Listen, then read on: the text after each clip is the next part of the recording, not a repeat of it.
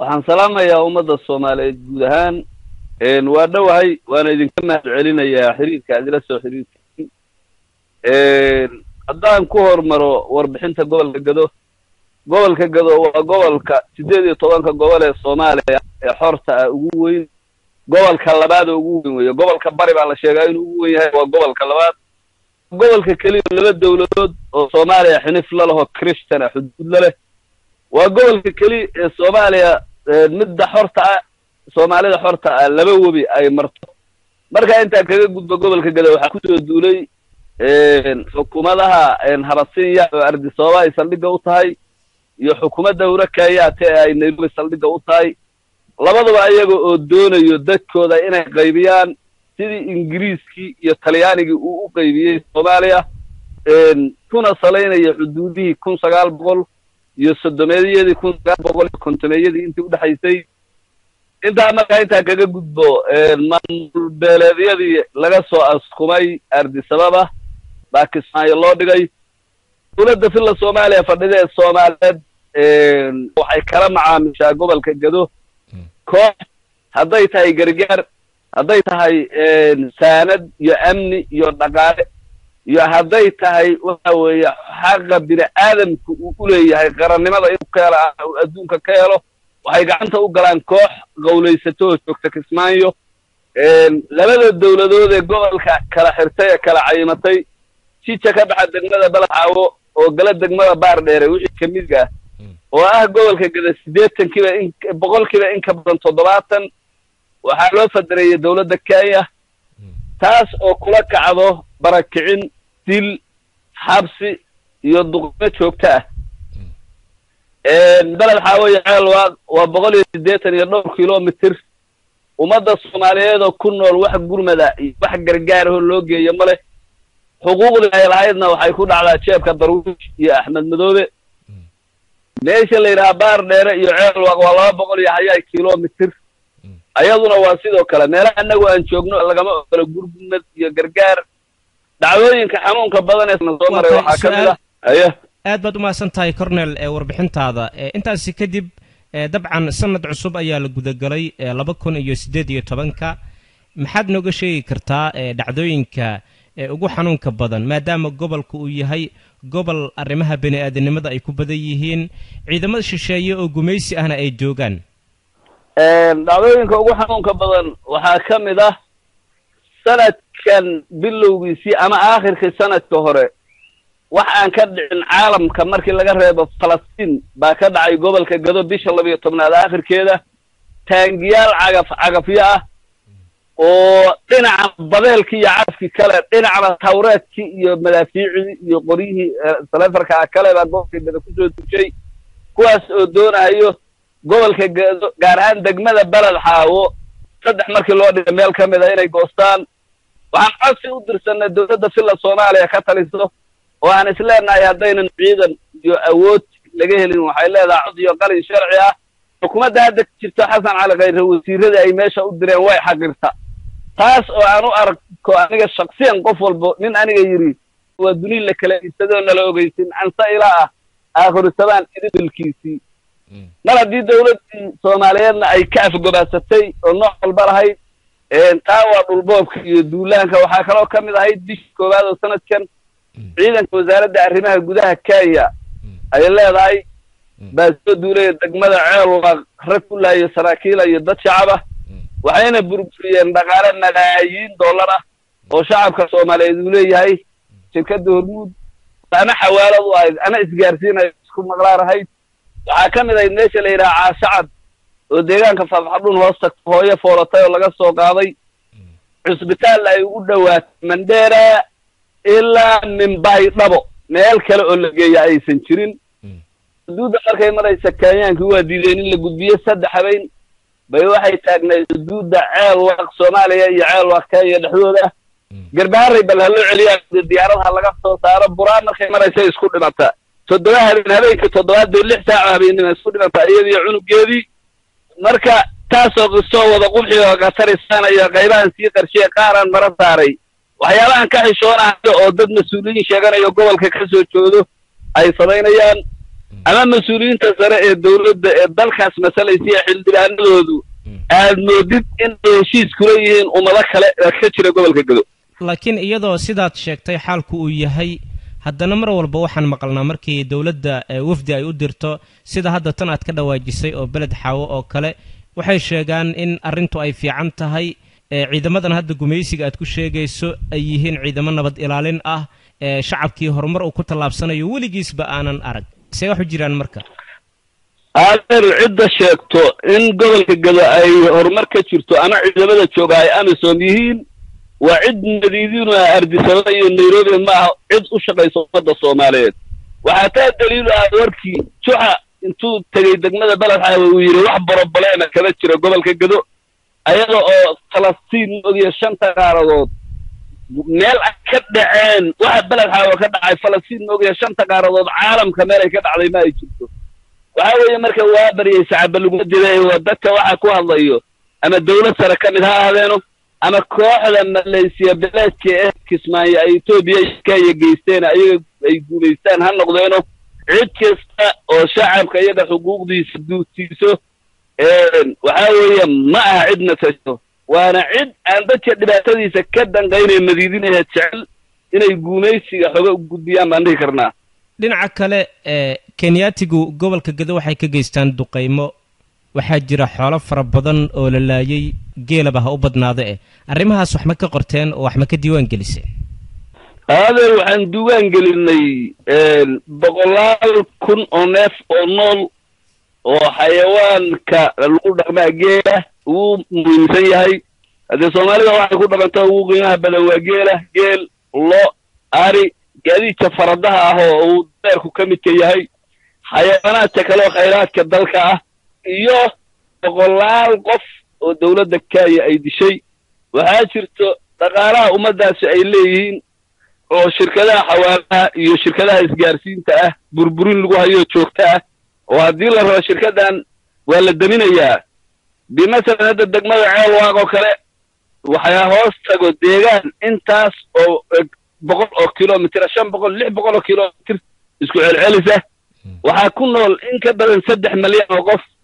santarka ay leedahay laga daminayaa waxaa laga yaabaa 8 maalmood 9 maalmood 2 toddobaad dadka shacabka ah biilka loo soo dirayo dibad iyo gudaba looga soo dirayo inaysan helin taasoo ay tahay nolosha bini aadamku in lagala diriro si ay u cabaraan oo dalka uga dalkacaan oo meelo kale qaxooti u noqdaan waxay sahashaa arrintaas dadku inuu gaajo u dhinto dhaqaaluhuna u dhaco waxaa jirta dadka xufaadda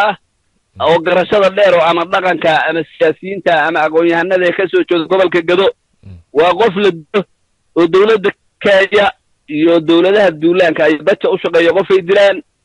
qof ay masaafiriyaan iyo qof naftiisi kala carara weeye aan dalka loo xoreyn aan dadkaas nolol iyo dawladnimo iyo sharaf midna aynan u gaarin kooxdan Kismaayo joogtana waa loo adeegsadaa inta qof oo ay soo tarxiileen intay dileen badogtiin waxaa kaloo jira Kenya markaan ku soo noqdo dad ay ka qaadeen xuduudan oo malkaarey iyo waxaysa diif oo ilaa 170 iyo dhowr qof oo loo diiwaan gashan oo aan meel aadna ku haynin inay dhinteen iyo inay nool yihiin rag iyo dumar bale ona badan dad xoolo jiro raacata ka baxay waa tahay iyadoo saa ay tahay waxaad la socotaa usbuucyo ka hor magaalada Kismaayo waxaa tagay wadaadaha ictisaamka la yiraahdo oo ay hogaaminayeen Sheekh Umal oo ka yimid dhanka iyo Nairobi iyo Sheekh Bashiir Axmed Salaad oo ah ninka u fadwooda dawladda waxay sheegeen in Jubbaland gaar ahaan maamulka Axmed Madoobe uu hogaamiyo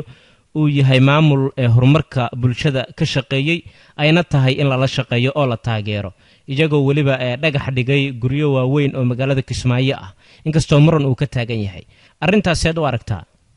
waxaan u arkaa Sheekh Bashiir anigu ma naqaan ma aha laakiin Sheekh Umal iyo qolada la fadwooto waxaan u aqaanaa culumada cadaa'if qolada culumada u fadwooto cadifada qabiilkooda iyo jacaylkooda lianna 2008 markii anaga Kismaayo nala ka saaray iyadoo aan hal gaal ah Christian joogin Kismaayo oo Kismaayo iyo Gariley inta ka dhaxayso 35 nin looga dilay saxaafadu ka hadlo Umal wuxuu yiri kooxdaas gaar ay qalbiga ka rimanayeen waxaana badnaan in la dilo gabdhahoodana la boojiyo wuu fadwooday way duuban tahay ayagoo taangigii Addis-Ababa oo Christianka ahaa iyo taangigii Nairobi oo Christianka ay joogaan buu boosas dad Soomaaliyeed oo masaakiin ay leeyihiin dhagax dhiga taawed Sheekh Umar waxaan u arkaa diinta Islaamka inuu u isticmaalay cadifad waa culimada cadaif baan oran karaa ayaga iyo wixii la noocaba uma arko muslimnimo wadaniyad iyo Soomaalinimo midna uma arka nimanka meesha tagay laakiin qadiyadan booska isagu wuxuu yiri aniga ayaa iska leh oo 15 sanadood ka hor ayaan iibsaday UK sida 15 sano ka hor dalka dawlad wax u qaybisana ma jirin dad walaalo isjecel kama jirin sida hawleed nin cilmi leh iyo nin aqli leh midna wuxuu sheegay ma aha wax uu qaatay ma aha 15 sano ka hor haduu ka iibsadayna Mooryaan qabiil buu ka iibsaday haddana Mooryaan qabiil buu taageerayaa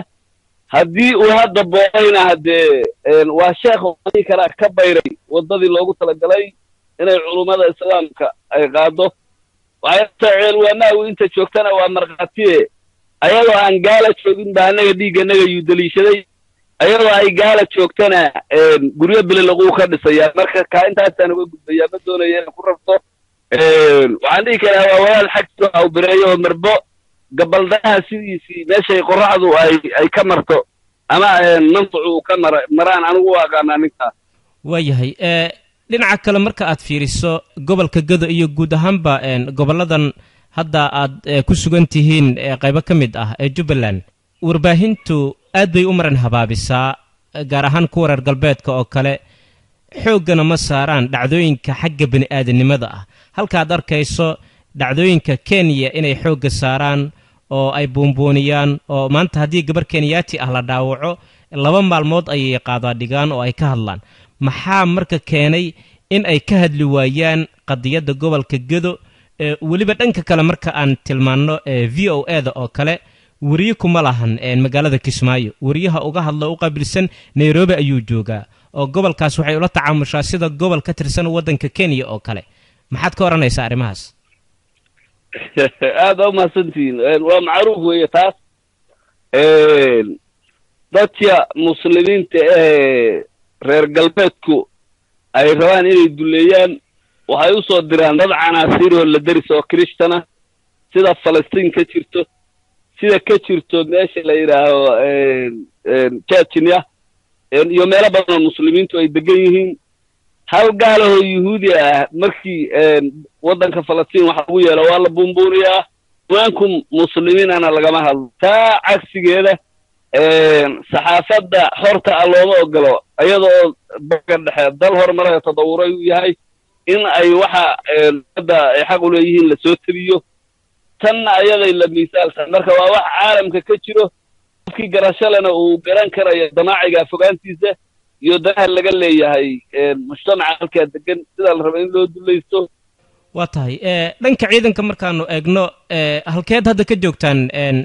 ka qayb ahaan gobolka Gado gobolka Gado ciidamada qalabka sido todobada degme ee gobolka Gado todobada ayaga gacanta ku hayo ha jireen laga hagaagay wadii heegankii calanka gumaysiga rag hoos jooga hiif ayaa jiray shakhsiyaad waxa weeye ducufa ah oo u adeega kooxda idinka Kismaayo joogto ama jawaasiisi afayna u ciidamada damaaciga fog ee dalka ku soo duulay ha jireeno laakiin ciidanka xoogga dalka Soomaaliyeed ee wadaniga ah waxa uu gacanta ku hayaa 7 degmo oo gobolka Gado laakiin aan isleeyahay xiriirka kore ba waxa weeyo iyo siyaasadda kor in laga soo dhisay dhimantaan isleeyahay waxa la leeyahay magaalada Kismaayo waxa ka furmaya shir amniga looga hadlayo wax kaalin ah oo aad ku leedihiin wax kaalin oo aan ku leenahay sida shacabka reer Gado xuquuqda ay leeyihiin Darwiish iyo Axmed Madoobe looga dhiibo Muqdisho hadday tahay amni hadday tahay hub hadday tahay daawo hadday tahay saanad hadday tahay gargaar lacagii gabdhaha Soomaaliyeed oo barafka waxa weeye ku dhimanaya ay dibadaha ka soo ururiyeen oo abaaraha jaaliyaduhu ay isku direen sida ay jeebka Darwiish ugu dhaceen ba amniguna jeebkooda ugu dhacday in badan baanan ka dacwoonay cid hadda naga hoos qaado oo arrintaas waxa weeye garatana ma aanan arag oo waxaad moodaa si inay u afduuban tahay talada sida awadeed wax door ah kuma lihin haddaan kula kaftamo siyaasiyiinta qaar waxay idinku tilmaamaan inaad tihiin ma liibaanayaasha lagu liibaano oo waxaan la socday dagaal hadda ka hor ka dhacay buulaguduud oo al-shabaab ay ku qaadeen ciidamadii halkaasi ku sugnaa in ka qayb ahaan adinka aad ahaydeen oo la idinsoo xulay oo meesha la idinku khiyaanay kadibna ma aragtay halkii ciidankii lagu baabi'iyey oo waxaad aragtay ay ka dhaceen marka hadda ma laga yaabaa shirka amniga natiijooyinka ka soo baxa dhaqdhaqaaqyo noocaas ah in ciidamada loo adeegsado gaar ahaan qaybtiina furimaha ugu halista badan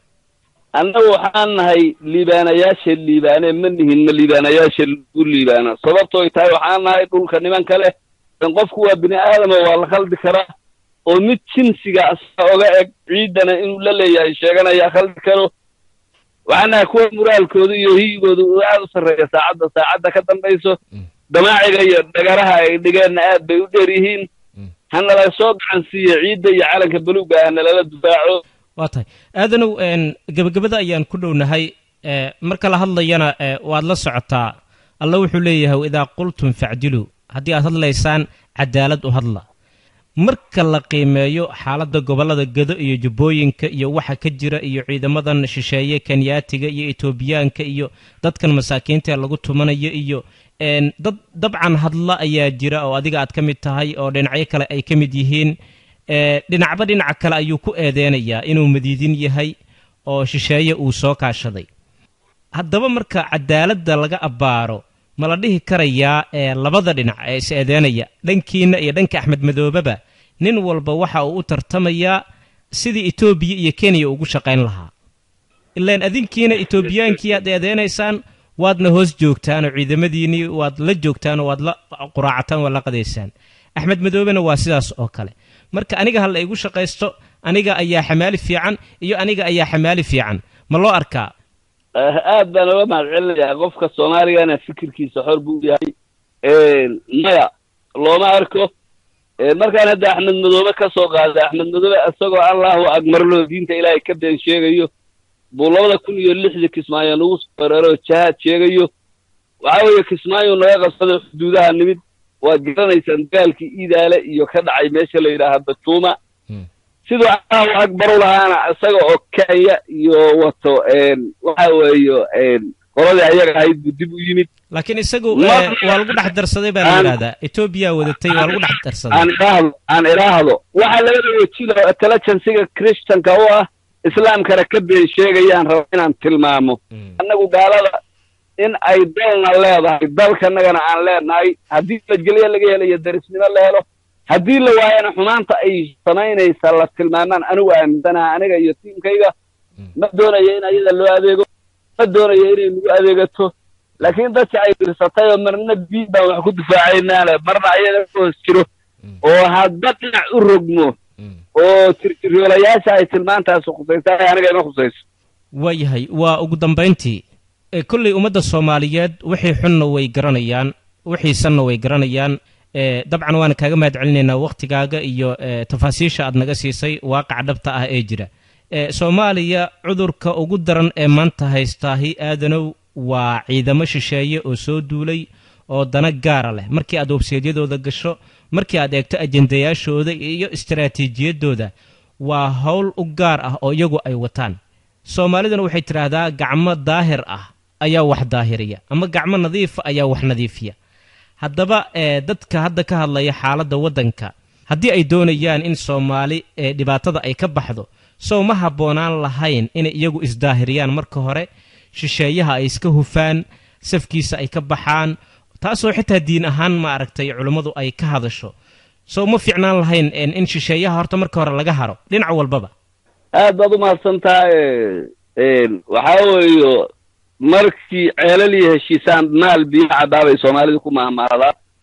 waxaan leeyahay wixii dembi ah oo aan geysaday oo ama ummaddaas soomaalida shacabka loo geystay ama ilaahay nagu waajib yeelay inaanu caabudno dariiqadiisa looga leexday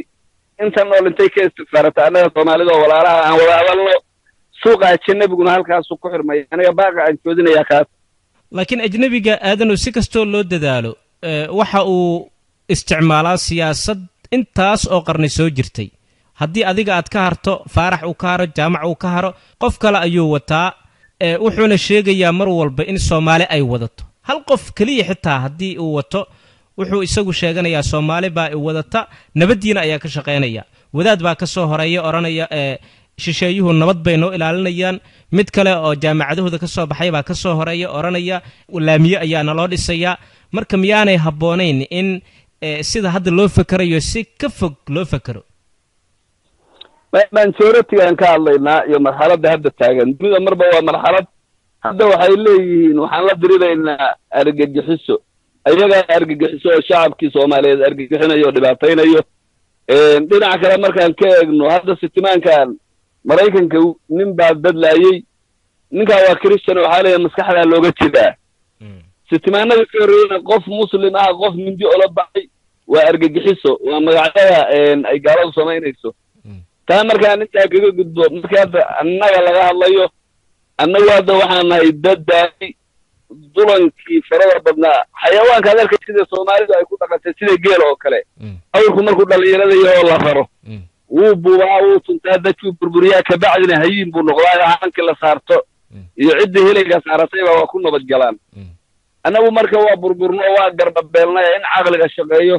taa waxaa ku dhumaya suuqa haddan haystay Ardisababa iyo Nairobi xarfaaga yeerinayo laad fadwada iyo mid meel taagna hadda warkoodu ma gadmayo waqti dadku bislaaday aan ku jirnaa waxaan marka ku celinayaa baagayga ilaahay nagu waajibiyay inaan caabudno aan u noqono ummadannagana hadday caanadaataan waa la daba qabtaa lama tuuro doobiga caanadaatay dabadooda la qabtaa aan hambadeeda daba qabanno waayahay aad baad u mahadsan tahay Cornel Aadan Rufle adinka mudadeer waa salaamaya